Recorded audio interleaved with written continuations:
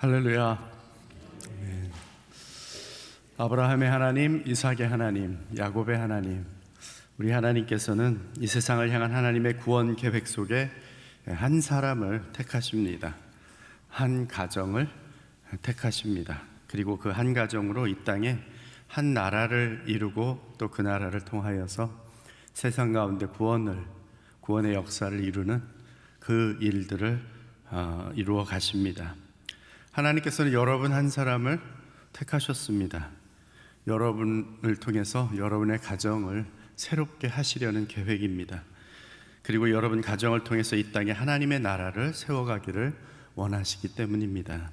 여러분 한 사람이 이 땅에서 그리스도의 사람으로 바로 서는 것이 중요합니다.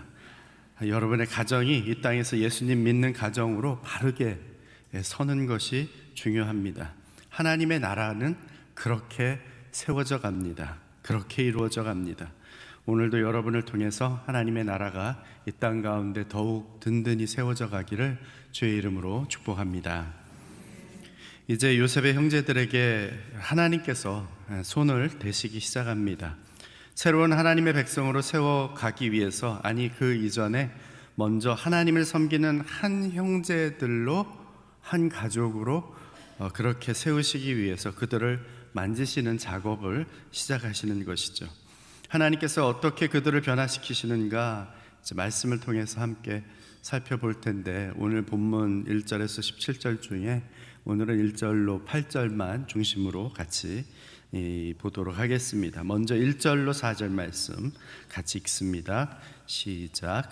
야곱은 이집트에 곡식이 있다는 것을 알게 됐습니다. 야곱은 자기 아들들에게 말했습니다. 너희가 어째서 서로 얼굴만 바라보고 있느냐? 그가 이어 말했습니다. 보라, 내가 이집트에 곡식이 있다는 말을 들었다. 그곳에 내려가 우리를 위해 곡식을 좀 사오라. 그러면 우리가 죽지 않고 살 것이다. 요셉의 형들 10명이 곡식을 사러 이집트로 내려갔습니다. 그러나 야곱은 요셉의 동생 베냐민만은 그의 형들과 함께 보내지 않았습니다.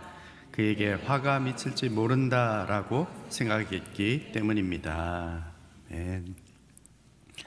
바로가 꾼 꿈을 요셉이 해석을 해준 대로 7년의 풍년이 지나고 7년의 흉년이 시작이 되었습니다.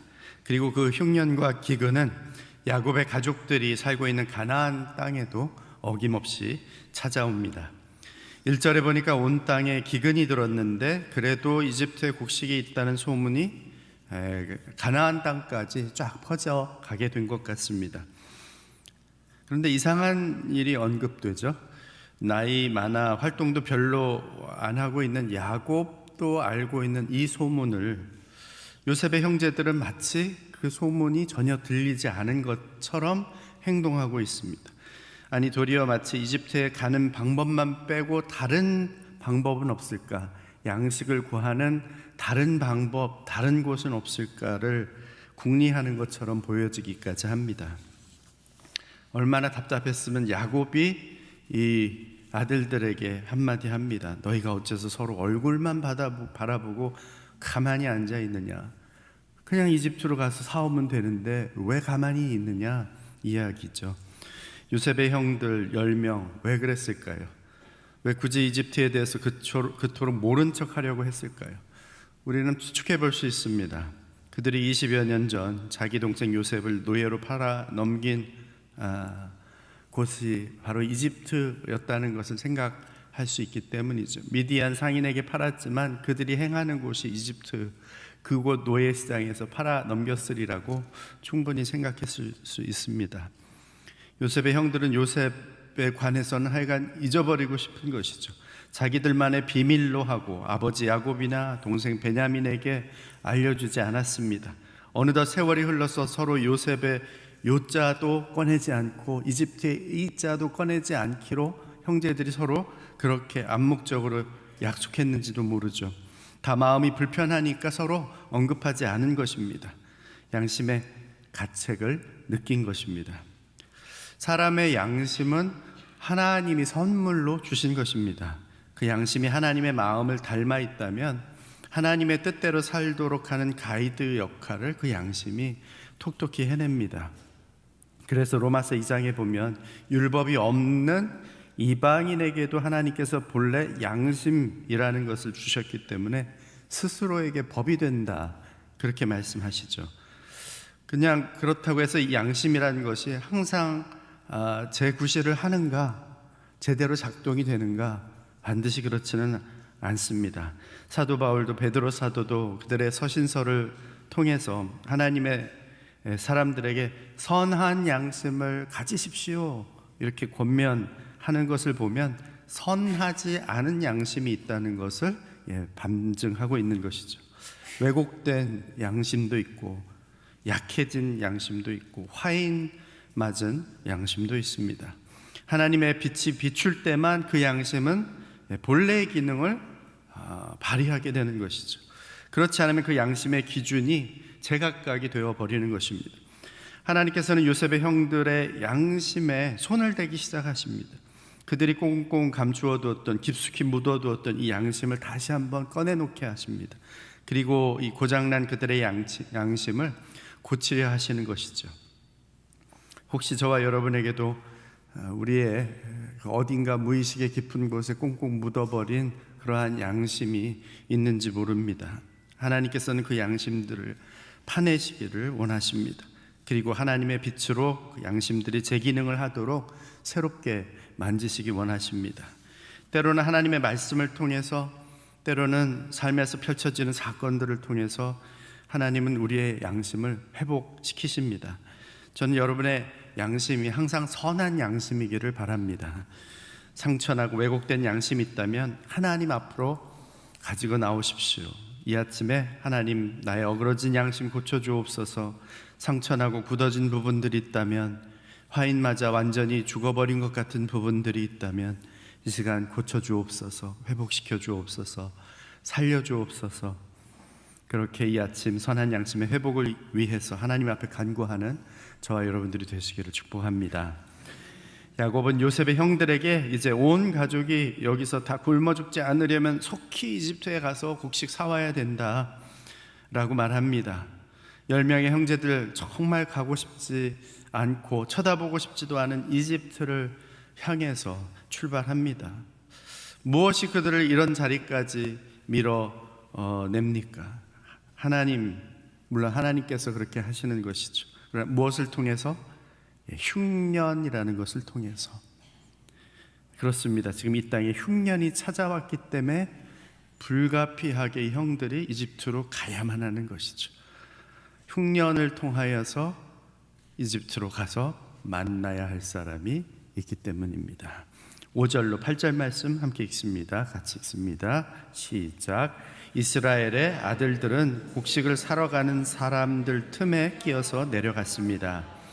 가나안 땅에 흉년이 들었기 때문입니다. 그때 요셉은 그 땅의 총리가 돼 그 땅의 모든 백성들에게 곡식을 팔고 있었습니다. 요셉의 형들이 와서 얼굴을 땅에 대고 그에게 절을 했습니다. 요셉은 자기 형들을 보자 바로 그들을 알아보았습니다. 그러나 그는 모른 척하며 그들에게 매몰차게 대했습니다. 요셉이 형들에게 말했습니다. 너희는 어디에서 왔느냐? 그들이 대답했습니다. 양식을 사러 가나안 땅에서 왔습니다. 요셉은 자기 형들을 알아보았지만 그들은 요셉을 알아보지 못했습니다. 아멘. 흉년은 사람을 바꾸어 놓습니다. 사람을 가고 싶지 않았던 곳으로 가게 만들기도 합니다. 고집을 내려놓게도 하고 교만을 꺾게도 하고 내 생각과 이론과 사고를 내려놓게 만들기도 합니다. 그래서 때로 하나님께서 이 흉년이라는 기근을 통해서 역사하시는 것이죠. 아모스서 4장에 보면 이런 말씀이 나옵니다. 아모스서 4장 9절에 내가 곡식을 마르게 하는 재앙과 깐부기 재앙으로 너희를 쳤으며 팥중이로 너희의 많은 동산과 포도원과 무화과 나무와 감람나무를 다 먹게 하였으나 너희가 내게로 돌아오지 아니하였느니라. 여호와의 말씀이니라. 그러므로 이스라엘아, 내가 이와 같이 네게 행하리라. 내가 이것을 네게 행하리니 이스라엘아, 네 하나님 만나기를 준비하라. 하나님께서 흉년을 주셨음에도 불구하고 그것은 분명히 하나님께로 돌아오라는 사인인데, 그 사인을 알아채리지 못하고 이스라엘이 여전히 하나님께로 돌아오지 않았다는 것이죠. 하나님 그렇게 만나주길 원하시는데 그렇게 만나지 않으면 내가 다르게 만나겠다. 구원의 하나님이 아닌 오히려 심판의 하나님으로 만나실 것에 대해서 경고하는 메시지입니다. 흉년을 통해서, 전염병을 통해서, 이런 재앙을 통해서 정말로 하나님이 진심으로 원하시는 것은 무엇입니까? 하나님께로 돌아오는 것입니다. 하나님을 찾고 하나님 만나는 것, 심판의 하나님으로 만나는 것이 아니라 구원의 하나님으로 만나기를 원하시는 것이죠. 누가복음 15장 탕자의 비유를 보면 탕자가 그가 가진 모든 것을 다 허비하고 나자 바로 그때 어떤 일이 일어납니까? 전 지역에 흉년이 들게 됩니다. 설상가상이죠. 가지고 있는 재산도 다 탕진했는데 이제는 어디서 그냥 길거리 가다가 따먹을 수 있는 열매조차도 없는 상황, 돼지가 먹는 쥐엄 열매조차도 얻어먹을 수 없는 상황, 바로 그 흉년의 때에 탕자는 아버지를 떠올리게 되고 아버지 집을 떠올리게 됩니다. 시편 119편 67절에 시편 기자는 이렇게 고백합니다. 고난당하기 전에는 내가 그릇 행하였더니 이제는 주의 말씀을 지키나이다. 인생의 흉년이 찾아오면, 여러분의 인생의 기근이 찾아오면 마음을 완고히 하지 말고 하나님 찾으시기 바랍니다. 하나님께로 나오시기 바랍니다. 하나님께로 돌아오시기 바랍니다. 그 고난을 통해서 하나님 더 깊이 만나고 변화되어 주의 말씀을 따라 사는 저와 여러분들이 되시기를 축복합니다. 이스라엘의 아들들, 요셉의 형들은, 이 10명은 이집트로 곡식을 사러 가는 그 사람들 틈에 끼어서, 큰 무리 중에 끼어서 눈에 띄지도 않는 그런 무리 중에 그냥 한 사람으로 그렇게 이집트로 내려갔습니다. 어찌 보면 남들이 다 하는 대로 그냥 따라갔을 뿐입니다. 유달리 특별해 보이는 부분도 없고 눈에 띄는 부분도 없습니다. 그럼에도 불구하고 지금 하나님의 카메라의 앵글은 어디를 향합니까? 형들을 향하고 있습니다. 형들을 주시하고 있고, 그 많은 사람들이 다 기근과 흉년 가운데 어려워서 곡식을 사러 이집트로 내려가지만 그 많은 무리 중에 하나님의 시선은 바로 그 형들을 향하고 있는 것이죠. 지금 당한 흉년, 기근, 야곱과 10 아들들에게만 찾아온 것이 아니죠. 전 지역에 찾아온 흉년입니다. 그러나 하나님께서는 이 흉년이라는 한 사건을 통해서 각 사람을 다 각각 다르게 다루시고 다르게 만나주시는 것이죠. 같은 흉년, 같은 고난, 같은 어려움이어도 그 의미와 느낌과 강도가 사람마다 다 다르게 나타납니다. 내가 깎여야 할 부분이 따로 있고 또 그 사람이 변해야 할 부분이 따로 있기 때문인 것이죠.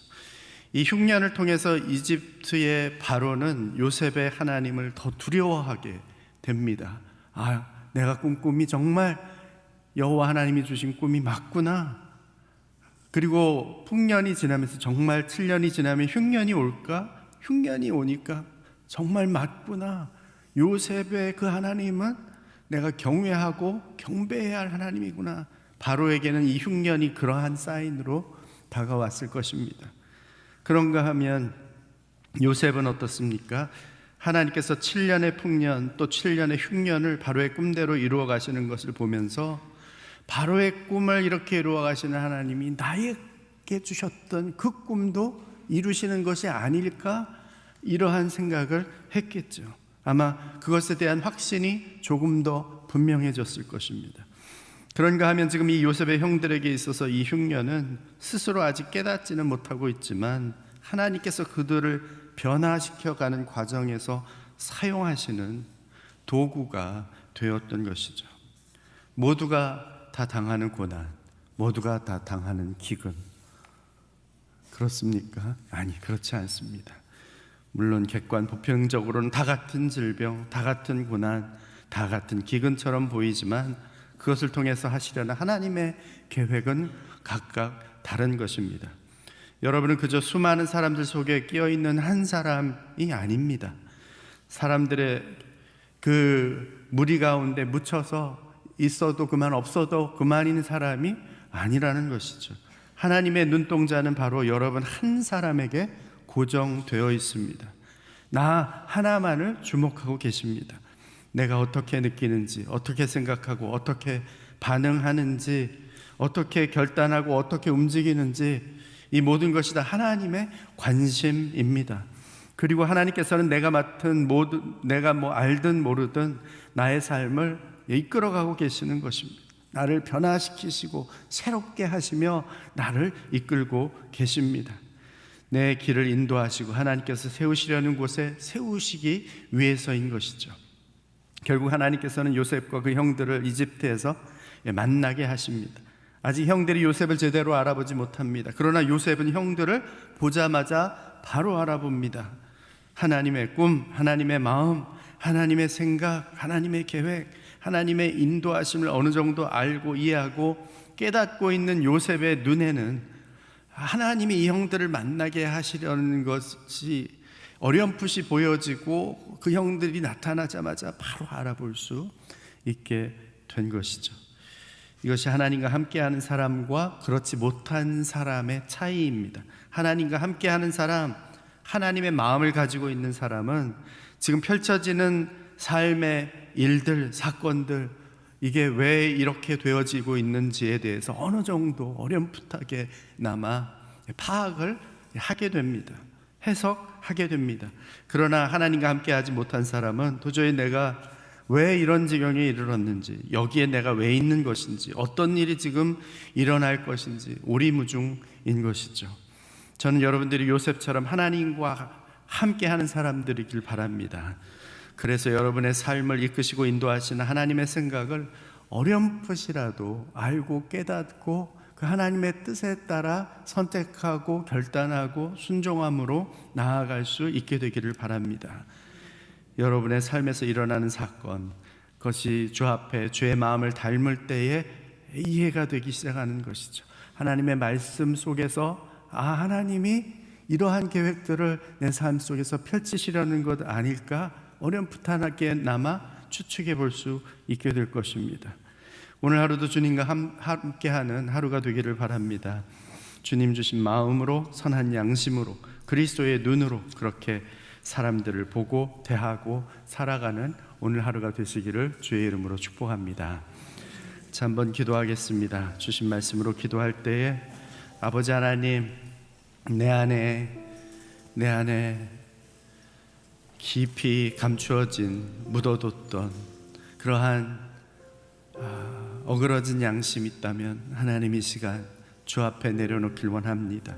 고쳐 주옵소서, 만져 주옵소서, 치유하여 주옵소서. 하나님, 흉년의 때에 아버지 하나님 앞에 오히려 새로워지는 계기가 되어지기를 원합니다.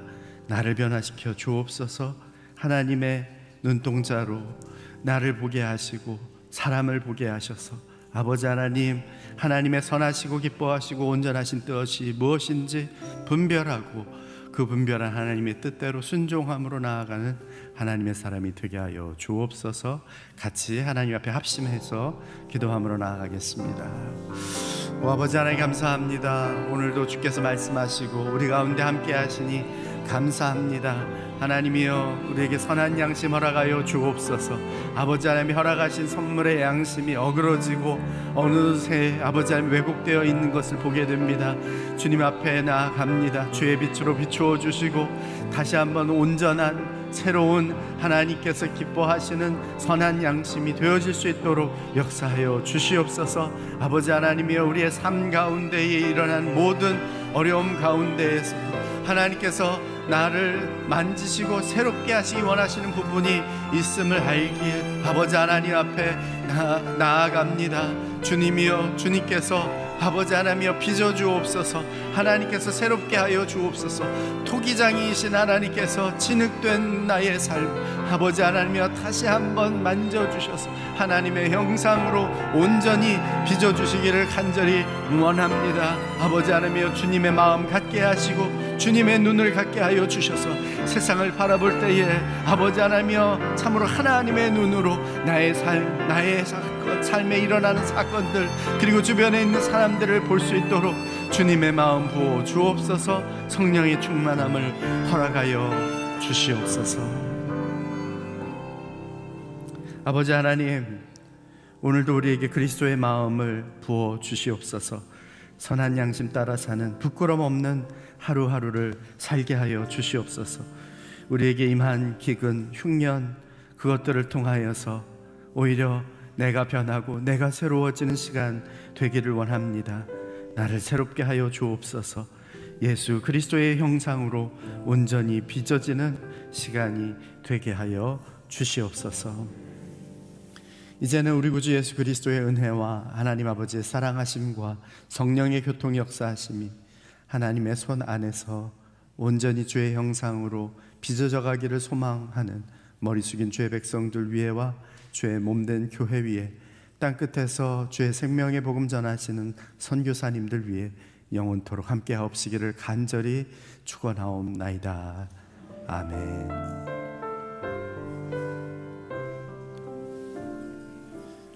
계속해서 하나님 앞에 기도함으로 나아가겠습니다.